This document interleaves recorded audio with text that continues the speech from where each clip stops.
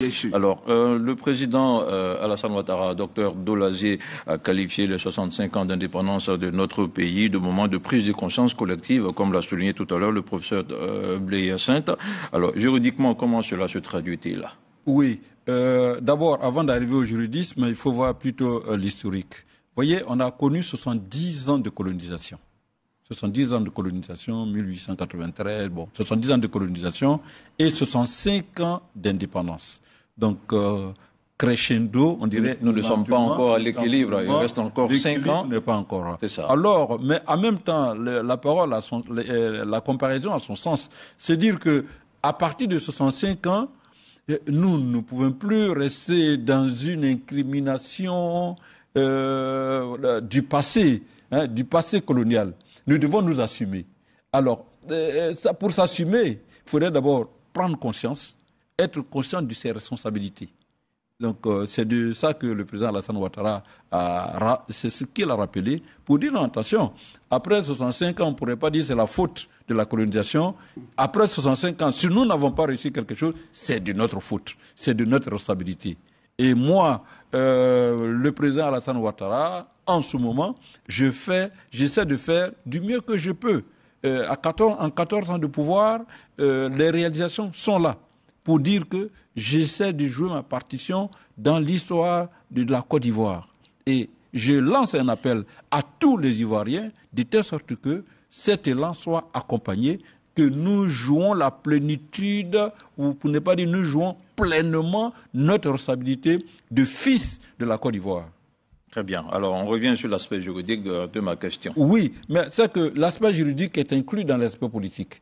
L'aspect juridique, c'est que, vous savez, nous avons hérité pratiquement de toutes les structures institutionnelles, administratives de la colonisation. C'est que après 2010, 2012, nous avons vu, franchement, l'affirmation de ces institutions.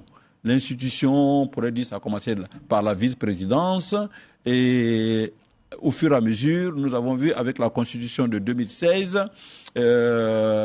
d'autres institutions qui se sont agrégées, qui sont la haute autorité de la bonne gouvernance, la grande médiature qui était cette enceinte mais qui ont été requinquées. Et aujourd'hui, les institutions, je pense qu'on peut les compter environ, le Sénat, on peut en compter environ 12, le nombre n'est même pas encore précis, et ajouter à cela des institutions administratives qu'on appelle haute autorité ou bien l'autorité administrative indépendante.